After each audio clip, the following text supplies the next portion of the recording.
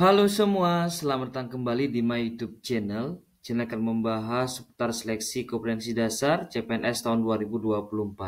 Namun sebelum lanjut, jangan lupa dukung channel ini agar terus berkembang dengan cara klik tombol subscribe dan aktifkan juga notifikasi loncengnya, sehingga ketika ada video terbaru dari kami, ada notifikasi yang akan muncul.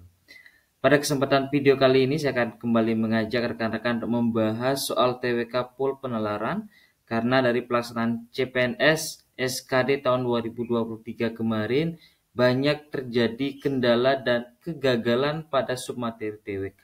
Maka dari itu, pada kesempatan video kali ini, kembali saya menekankan berkaitan dengan soal TWK. Seperti apa soal TWK penalaran? Kita bahas dulu berkaitan dengan tugas pada soal di video kami sebelumnya, berkaitan dengan soal materi DPD. Dewan Perwakilan Daerah atau DPD merupakan salah satu lembaga legislatif tingkat nasional yang ada di Indonesia. DPD dibentuk untuk mewakili kepentingan daerah. DPD juga dibentuk sesuai dengan ketentuan yang ada dalam Undang-Undang Dasar Negara Republik Indonesia per tahun 1945. Praktek konstitusionalisme dalam negara hukum Indonesia tentang pengaturan Dewan Perwakilan Daerah dinyatakan dalam konstitusi. Di antaranya adalah yang berkaitan dengan DPD. Jadi dari komentar yang sudah rekan-rekan tuliskan secara umum sudah tepat, namun ada beberapa jawaban juga yang masih mengalami kekeliruan. Kita bahas dari opsi yang A. Mewakili setiap provinsi, jelas DPD itu mewakili dari setiap provinsi yang ada di Indonesia dengan jumlah yang sama. Ya, ini berkaitan dengan DPD, rekan-rekan jumlahnya adalah sama di setiap provinsi, yaitu berjumlah 4. Kemudian opsi yang B, dipilih melalui pemilihan umum, itu sudah tepat, namun disesuaikan dengan jumlah kabupaten atau yang disebut dengan kota, ini yang mengakibatkan jawaban kurang tepat. Karena dipilih melalui pemilihan umum, kemudian jumlahnya itu sama setiap provinsi, bukan disesuaikan dengan jumlah kabupaten atau kota. Kemudian kalau opsi yang C, jelas dipilih melalui pemilihan khusus itu tidak tepat. Jadi opsi yang B, opsi yang C juga kurang tepat. Kemudian opsi yang D, mewakili setiap provinsi yang diajukan oleh partai oposisi. Ini tidak ada kaitannya dengan oposisi. Sehingga opsi yang D kurang tepat. Kemudian mewakili provinsi berdasarkan pilkada. Bukan pilkada, tetapi mekanisme pemilihan lewat pemilihan umum, berbarengan dengan pemilihan DPR.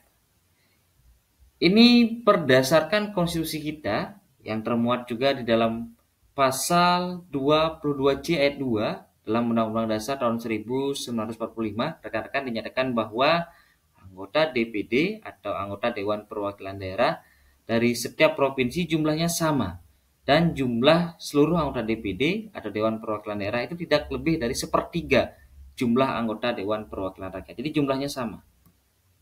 Aturan sementara itu jumlahnya adalah 4 setiap provinsi.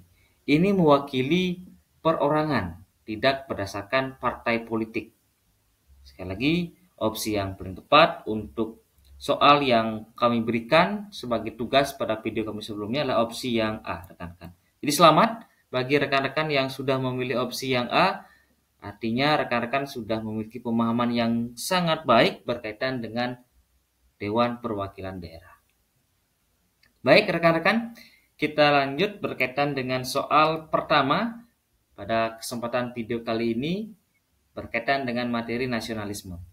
Kerjasama internasional secara umum adalah kerjasama yang dilakukan antar negara dalam rangka pemenuhan kebutuhan rakyat dan kepentingan yang lain dengan berpedoman pada politik luar negeri masing-masing. Kerjasama internasional diperlukan oleh setiap negara. Karena atau alasannya apa? Kerjasama internasional itu perlu dilakukan dan sangat penting dilakukan oleh setiap negara. Silakan rekan-rekan memilih apakah opsi yang A, B, C, D, atau opsi yang E yang menjadi jawaban terbaik untuk menjawab soal yang pertama ini. Untuk soal yang pertama ini berkaitan dengan kerjasama internasional atau kerjasama politik luar negeri, kita sudah temukan kata kuncinya, di mana dalam rangka pemenuhan kebutuhan rakyat dan kepentingan yang lain. Ini termasuk dari tujuan di alasannya politik luar negeri atau kerjasama internasional. Itu rekan-rekan. Sekali lagi harus kita temukan kata kuncinya berkaitan dengan pemenuhan kebutuhan rakyat. Maka kalau kita perhatikan bersama opsi yang A untuk menggali kekuatan besar sehingga muncul sebagai adidaya, itu tidak termasuk di dalamnya sebagai tujuan dari kerjasama internasional atau politik luar negeri. Kemudian opsi yang B, negara berkembang belum maju dalam hal iptek juga tidak ada kaitannya. Artinya secara hal esensi atau mendasar itu bukan menjadi alasan dilaksanakan kerjasama internasional. Banyaknya negara-negara miskin dan negara-negara berkembang itu juga ada kaitannya rekan-rekan. Kemudian opsi yang D, maju untuk pemasaran produk-produk dalam negeri ke kancah internasional, itu ada kaitannya, tetapi bukan menjadi alasan yang paling mendasar rekan-rekan. Kita harus pilih jawaban terbaik dalam kesempatan soal yang pertama ini. Jadi kerjasama internasional itu diperlukan oleh setiap negara. Esensi fundamentalnya atau esensi yang paling mendasar rekan-rekan adalah berkaitan dengan itu opsi yang E. Suatu negara itu tidak dapat memenuhi kebutuhannya sendiri sehingga dalam rangka pemenuhan kebutuhan rakyat dan hal kepentingan yang lainnya. Sehingga sekali lagi opsi yang tepat adalah opsi yang E. Suatu negara itu tidak dapat memenuhi kebutuhannya sendiri, maka dilakukan kerjasama internasional atau kerjasama politik luar negeri. Kita lanjutkan soal berikutnya. Soal nomor 2 berkaitan dengan materi bela negara. Sebuah bangsa didefinisikan juga sebagai komunitas politik budaya yang telah sadar akan otonomi persatuan dan kesamaan kepentingan.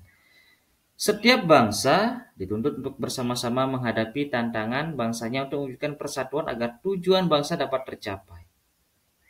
Kemudian yang menjadi inti pertanyaan soal nomor 2, rekan-rekan, berikut adalah contoh upaya bangsa Indonesia menghadapi tantangan dari dalam negeri secara bersama-sama.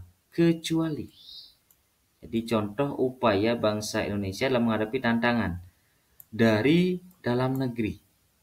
Jadi tantangan dari dalam negeri. Kemudian ada pengecohnya kecuali. Apakah opsi yang A, opsi B, C, D, ataukah opsi yang I? Silakan rekan-rekan memilih berkaitan dengan upaya menghadapi tantangan dari dalam negeri, tetapi ada pengecoh kecuali sehingga kita balik. Sehingga kita menghadapi tantangan dari luar negeri. Yang mana termasuk tantangan dari luar negeri. Silakan rekan-rekan memilih menjadi jawaban terbaik apakah opsi A, B, C, D, atau opsi yang I. Jika memerlukan waktu lebih silakan di pause terkait dengan video kami ini. Kita coba perhatikan opsi yang A, KPK membentuk sistem yang mengikutsertakan pemerintah dan netizen dalam upaya menguak kasus-kasus korupsi. Itu jelas tantangan korupsi dari dalam negeri. Kemudian kalau opsi yang B, saling tolong-menolong seluruh elemen bangsa ketika terjadi bencana gunung meletus di Gunung Merapi, Jawa Tengah. Ya, itu terkait dengan tantangan dalam negeri. Karena ada kata pengecoh kecuali harus kita balik menjadi ancaman atau tantangan luar negeri. Opsi yang C, sikap tegas pemerintah dan seluruh lapisan masyarakat dalam respon tindakan pengklaiman negara asing terhadap kebudayaan Indonesia. Nah, kalau kita cermati rekan-rekan opsi yang C, ini upaya sikap tegas pemerintah dan seluruh lapisan masyarakat dalam merespon tindakan mengklaim atau pengklaiman negara asing. Ini dari luar negeri. Atau tantangan dari luar negeri berkaitan dengan pengklaiman budaya Indonesia oleh negara lain. Kita simpan dulu ya opsi yang C. Kemudian kita lanjut opsi yang D, kerjasama pemerintah dengan penyuluh pertanian dalam mensosialisasikan teknologi pengembangan pertanian pada kelompok tani di daerah. Ya, berkaitan dengan tantangan dari dalam negeri. Pemerintah mendorong pengembangan usaha para pelaku usaha dengan memberikan modal dan memfasilitasi area strategis agar dapat meningkatkan lapangan pekerjaan. Itu juga termasuk. Sehingga rekan-rekan yang merupakan upaya bangsa Indonesia menghadapi tantangan dari dalam negeri secara bersama-sama ditambah dengan pengecoh kecuali dari luar negeri, rekan-rekan, itu adalah opsi yang C. sikap tegas pemerintah dan seluruh lapisan masyarakat dalam merespon tindakan pengklaiman negara asing terhadap kebudayaan Indonesia. Harus hati-hati rekan-rekan berkaitan dengan pengecoh kecuali, termasuk juga ada kata pengecoh bukan. Baik, itu untuk soal nomor 2. Kita lanjut soal berikutnya, soal nomor 3 berkaitan dengan materi pilar negara. NKRI adalah negara kesatuan yang terbentuk republik atau berbentuk republik sesuai dengan pasal 1 ayat 1 dalam Undang-Undang Dasar tahun 1945. NKRI sendiri dibagi menjadi wilayah-wilayah administratif, yaitu provinsi serta kabupaten, di mana secara lebih detail juga dibagi dalam wilayah kecamatan, kelurahan, serta desa. Ini sesuai dengan pasal 18 dalam Undang-Undang Dasar, rekan-rekan, bahwa dibagi menjadi wilayah-wilayah administratif. Kemudian yang menjadi inti pertanyaan, soal nomor 3 ini, tujuan pembagian NKRI ke dalam wilayah administratif kecuali. Jadi apa tujuannya? Wilayah bisa dibagi menjadi provinsi, kemudian provinsi juga dibagi menjadi kabupaten atau kota sampai dengan tingkat kelurahan dan desa. Silakan rekan-rekan memilih apakah opsi yang A, B, C, D, atau opsi yang E yang menjadi tujuan pembagian NKRI ke dalam wilayah administratif, tetapi dengan pengecohnya kecuali. Jadi secara esensi teoritis berkaitan dengan tujuan pembagian NKRI ke dalam wilayah administratif itu berkaitan dengan otonomi daerah. Jadi bagaimana daerah itu dapat mampu mengembangkan daerahnya sesuai dengan potensi atau sumber daya daerahnya, sehingga sesuai dengan keinginan prakarsa daerah itu sendiri untuk meningkatkan motivasi daerah untuk mengembangkan daya saing antar satu daerah dan kesejahteraan daerah. Itu sebenarnya esensi dari otonomi daerah, rekan-rekan. Sehingga kalau opsi yang A itu termasuk sebagai tujuan pembagian NKRI ke dalam wilayah administratif. Kemudian kalau opsi yang B, untuk memudahkan pengawasan terhadap jalannya pemerintahan juga termasuk, rekan-rekan. Kemudian opsi yang C, meningkatkan kesejahteraan, ya jelas sebagai bagian dari tujuan otonomi daerah. Kemudian opsi yang D, mengurangi anggaran belanja negara. Nah ini termasuk dampak negatifnya atau bukan menjadi tujuan untuk mengurangi anggaran belanja negara. Kita simpan dulu rekan-rekan. Kemudian opsi yang E, untuk pemerataan pembangunan di Indonesia, jelas ini termasuk. Sehingga yang bukan menjadi tujuan pembagian NKRI ke dalam wilayah administratif adalah opsi yang D, mengurangi anggaran belanja negara. Kita lanjutkan soal berikutnya, soal nomor 4, masih berkaitan dengan materi pilar negara. Presiden Republik Indonesia Joko Widodo menyambut baik Perdana Menteri Papua Nugini James Marape di Jakarta Convention Center pada 7 September 2023. Kerjasama Indonesia dan Papua Nugini terlihat dari dibukanya penerbangan langsung dari Denpasar ke Pos Moresby, ibu kota Papua Nugini. Dari hal tersebut mencerminkan bahwa apa yang terjadi dengan pertemuan yang dilaksanakan antara Presiden Jokowi dengan Perdana Menteri Papua Nugini James Marape. Apakah opsi yang A, B, C, D, atau opsi yang E? Silakan rekan-rekan memilih berkaitan dengan soal nomor 4. Kalau kita cermati, ini kerjasama, intinya berkaitan dengan kerjasama Indonesia dan Papua Nugini. Kalau kita cermati opsi yang A, adanya kerjasama bilateral atau dua negara antara Indonesia dengan Papua Nugini di bidang perekonomian. Ini jawaban terbaik, rekan-rekan. Jadi yang termuat di sana adalah bagaimana kerjasama dua negara atau kerjasama yang bersifat bilateral. Kalau opsi yang B, keakuran Indonesia dengan negara lain untuk tidak menyebar luaskan konflik kepentingan, tidak termuat di sana karena kerjasama yang lebih ditekankan di soal nomor 4 dengan dibukanya penerbangan antara dua negara. Kalau opsi yang C, meskipun Papua Nugini merupakan negara tetangga, Presiden Jokowi tetap menyambut baik Perdana Menteri Papua Nugini. Ini tidak ada kaitannya, tetap pada konsep atau kata kunci yang menjadi inti dari soal nomor 4, kerjasama. Kalau opsi yang D, keharmonisan sudah terjadi sejak lama, itu juga tidak ditekankan di soal nomor 4. Opsi yang E, seharusnya Indonesia selalu bekerja sama dengan negara manapun, itu juga tidak ditekankan di soal nomor 4. Yang ditekankan adalah kerjasama bilateral. Sehingga opsi yang paling tepat adalah opsi yang A. Adanya kerjasama bilateral antara Indonesia dan Papua Nugini di bidang perekonomian. Kita lanjutkan soal berikutnya, soal nomor 5, berkaitan dengan materi pilar negara. Aksi magma kompleks yang melabrak tetangga baru mencuri perhatian publik. Sekumpulan magma itu mengaku geram dengan sikap tetangga barunya yang jarang keluar rumah. Sehingga magma tersebut geram dengan tetangga barunya dan jarang keluar rumah dan enggan membayar uang bulanan.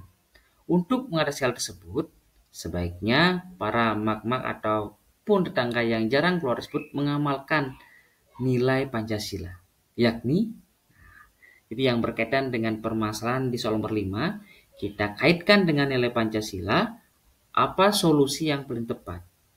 Berkaitan dengan aksi emak-emak yang melabrak tetangga baru, yang mencuri perhatian publik. Apakah opsi yang A, B, C, D, atau opsi yang E? Silahkan rekan-rekan memilih. Kalau opsi yang A, seharusnya emak-emak tersebut tidak melanggar hak asasi manusia tetangganya yang jarang keluar. Ini juga termasuk berkaitan dengan nilai Pancasila. Tapi yang menjadi fokus di dalam soal nomor 5 inilah bagaimana terjadinya aksi melabrak atau berkaitan dengan munculnya indikasi konflik. Kalau opsi yang B, tetangga yang jarang keluar, seharusnya bisa sosialisasi dengan tetangganya agar tidak terjadi konflik antar warga. Tidak ada nilai Pancasilanya di sana. Artinya tidak secara spesifik berkaitan dengan nilai Pancasila. Kalau opsi yang C, emak-emak tersebut seharusnya mengamalkan nilai Pancasila kedua, yakni menghargai sesama manusia serta harkat dan martabatnya. Kalau opsi yang D, sebaiknya tetangga yang jarang keluar rumah membayar iuran bulanan supaya tidak terjadi konflik yang sama dan mengamalkan sila kelima Pancasila terkait keadilan sosial. Kalau opsi yang E, menyelesaikan permasalahan dengan musyawarah mufakat agar dihasilkan solusi terbaik. Wah, ini kemungkinan rekan-rekan akan kebingungan karena semua berkaitan dengan situasi yang terjadi. Tetapi, seperti apa yang sampaikan sebelumnya bahwa ini berkaitan dengan konflik atau melabrak. Maka, opsi yang paling tepat yang harus kita lakukan dan kita kaitkan dengan nilai Pancasila, harus kita selesaikan permasalahan tersebut dengan musyawarah mufakat. Sehingga opsi yang paling tepat adalah opsi yang E, rekan-rekan. Menyelesaikan permasalahan dengan musyawarah mufakat agar dihasilkan solusi terbaik. Baik itu untuk emak-emak maupun untuk tetangga yang baru atau penduduk pendatang. Sehingga sekali lagi opsi yang paling tepat opsi yang E. Baik, rekan-rekan, kita lanjutkan kepada soal yang kami berikan kepada rekan-rekan sebagai soal tugas berkaitan dengan pilar negara. Jadi sila Pancasila yang tercermin dalam sikap dan tindakan Surya. Jadi silakan temukan kata kunci di dalam soal ini berkaitan dengan tindakan Surya, kemudian dikaitkan dengan sila Pancasila. Apakah sila pertama, kedua, ketiga, keempat, ataukah yang kelima? Silakan dipilih dari opsi yang ada. Apakah opsi yang A, B, C, D, ataukah opsi yang E? Silakan rekan-rekan pilih opsi terbaik dan tuliskan di dalam kolom komentar. Kemudian jangan lupa juga tetap dukung channel ini agar terus berkembang dengan cara klik tombol subscribe dan aktifkan juga notifikasi loncengnya. Jangan lupa juga di like dan di share sehingga semua mendapatkan materi yang sangat bermanfaat sebagai persiapan dalam seleksi CPNS tahun 2024. Baik rekan-rekan, itu tadi berkaitan dengan pembahasan soal TWK Pol Penalaran. Tetap semangat latihan soal. Sampai berjumpa di video kami berikutnya. Terima kasih.